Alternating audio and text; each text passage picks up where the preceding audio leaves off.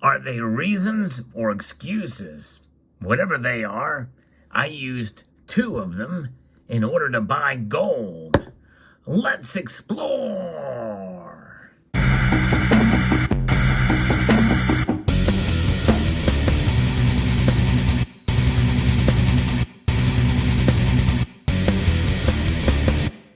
Greetings, members one and all of the Salvation Nation. I don't think I'll need that knife. I'm going to try to just do this on my own. I bought gold. Yes, indeed. Sure did. And here. Package within a package.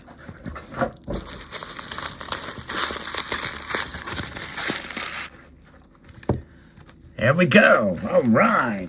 Yes, indeed. And you may or may not be able to tell by looking at this as to why I bought this. One of the reasons to buy gold, I got to inspect this thing here before we go any further to discuss the reasons for purchasing a piece like this. This is not just any gold coin. This is the 1.5 ounce, what's known as the Megaleaf.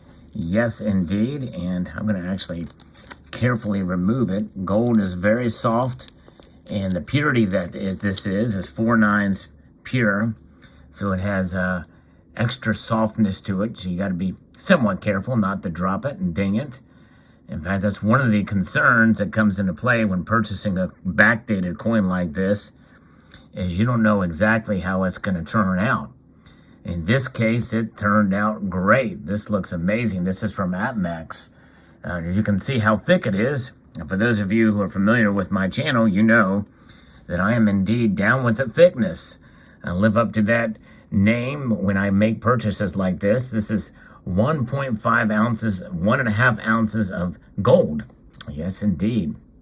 And so there it is. 1.5 ounces of gold added to the stack. And we're going to just kind of lay it right here. I'm going to probably get a flip here to... not a holder to put it on.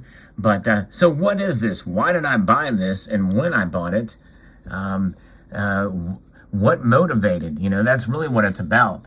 Reasons motivate you to do things. There's reasons. You have to reason it out.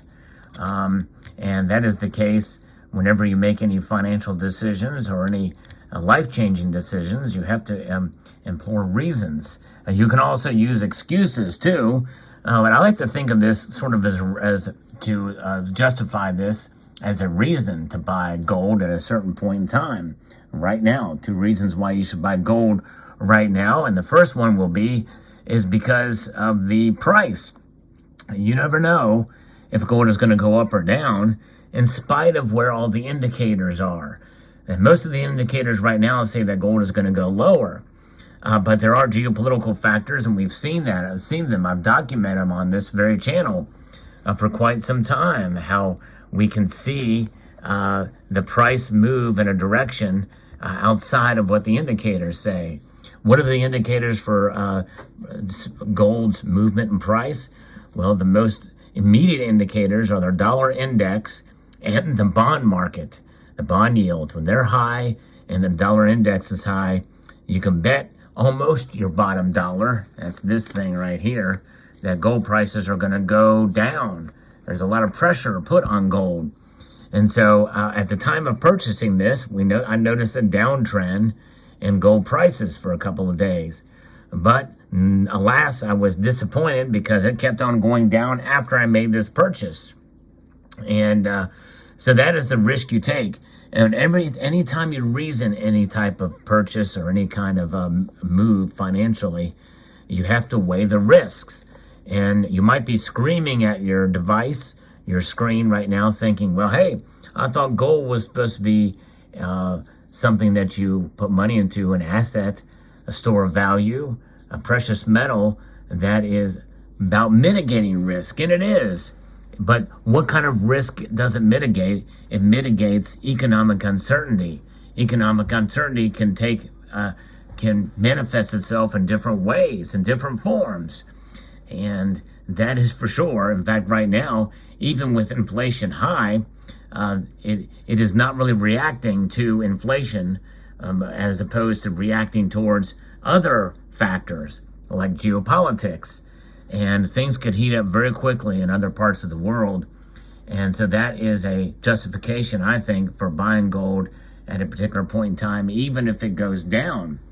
And that particular point in time was hastened by reason number 2 to buy gold now. And that is because if it's a specific piece you're looking for like this, well, we don't know how many of these are going to be in stock. I did a little research on it. As part of that research involved contacting the folks at Monex, who actually were the sole distributors of these. They are the exclusive distributors of these super leafs, or these mega leafs rather. The super leafs are the silver version. The mega leafs are the gold version. And they were the ones that originated these. You could only get them from Monex at one point in time. No more. They don't have any in stock. They are buying them back, but at spot price, or maybe a little bit above. But they are relatively limited. And I say that relatively in so much that I've not really gotten a solid answer as to how many were minted in 2017 and how many were minted in 2019. They only made these for 2 years, in 2017 and 2019, and no more have been produced. And there may not be any more of these produced. So it's the one coin that is unique to being a 1.5 ounce gold coin and being 30 millimeters, the same diameter as a platinum maple or a gold maple leaf, and platinum maple leaf actually, for that matter. Yes, believe it or not, the platinum maple leaf is the same diameter as this.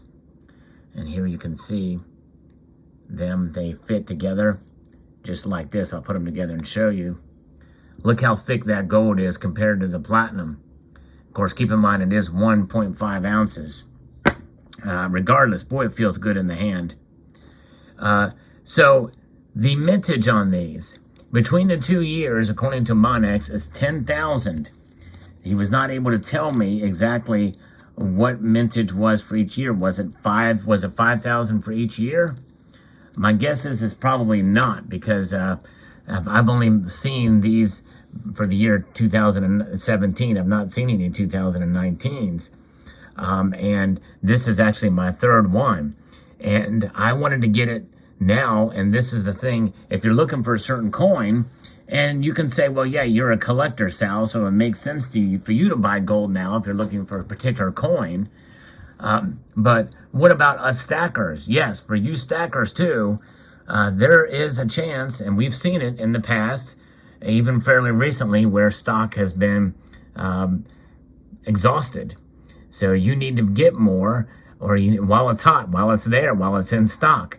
And that could be common bullion pieces like eagles or maple leafs, or another bullion product that is a really good deal, and they're running a sale or something like that. And so you have to strike while the iron is hot, while you've got the dry powder to make the move in order to buy. So those are the two reasons why you should buy gold now. And again, you got to think about the price of where it's going to go, where it could go. It could go lower. But remember, the more that spot price drops, the less likely that it's going to drop much more than where it is, especially for gold, because gold tends to be more stable than silver. Where is the bottom for gold? I think we're fairly close to it. I don't know. But you have to understand and weigh the risk and be prepared for the psychological impact of the price dropping even more. That's exactly what happened with this purchase. The price dropped, and I saw this on their website, on APMEX's website, and the spot price had dropped, and it had reflected on these coins, and they only had a couple of them, and they were sold out very quickly. So people took advantage of it because I wanted to get another one. So I was only able to get one at this point in time, but that's okay. That's the way the cookie crumbles, as it were. But there it is. So it's price and availability of a particular product that you may be looking for. Those are the reasons to buy gold now. Now, both of those things constitute fear, and you have to keep that in mind. And you don't want to let fear overtake any decisions you make.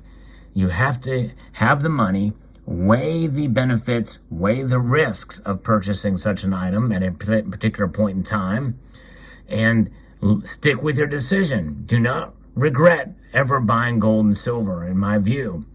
Yes, you can be disappointed the price dropped, but you've got the gold in your hand. It's another ounce and a half in this case, or silver, or whatever. It really applies to stacking in general. But as a pure stacker, those are the things that you should weigh in making your decisions why you should purchase gold now. But do not let fear drive those decisions. It's a fine line. I understand that. And we may be talking to some extent semantics, which is why, one could certainly put the word excuse in there. And in my case, as being a collector, this is probably more of an excuse thing than anything, because I don't know that this coin really has much numismatic value, although the guy at Monex, he referenced some eBay sites or eBay listings where this thing was going upwards of $5,000-$6,000. Do not pay that for this coin. It's not that rare. There are plenty of Perth Mint products that have mintages of 5,000, and those things you can find fairly good deals even in the secondary market after a while. So keep that in mind too. But nonetheless, it's a decision I made, and I'm sticking with it. Let me know what your thoughts are in the comment section below. I hope you enjoyed this video. I'd like to extend a multitude of gratitude to you all for taking the time to watch, and encourage you to please rate, share, comment, and subscribe. Oh, I dropped it. It's not good.